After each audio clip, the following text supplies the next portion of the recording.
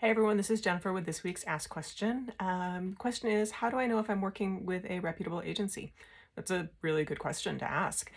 You definitely, there's no one way to check on that at the moment.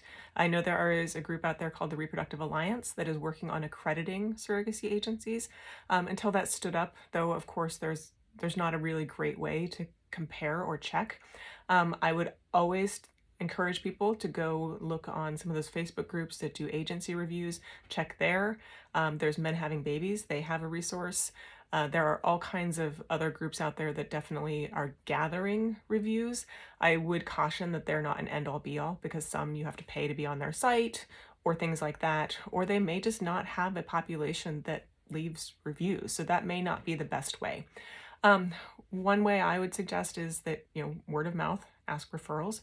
Ask them, will you please give me references? Can I please speak to your former intended parents? May I speak to former gestational carriers? Because that's going to be a really good way to find out how people feel about the process.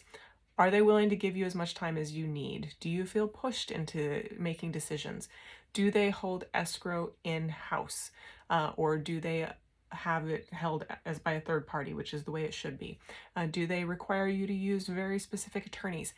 Ask questions. Don't be afraid to ask them anything that comes to mind, and they should be open and willing to answer it. That's really what it comes down to. A reputable agency doesn't mind you asking those questions because they want you to feel comfortable before you move forward. So please feel free to ask more specific questions about that. It is a little harder, I know, in this day and age to yet know where that good reputable agencies are.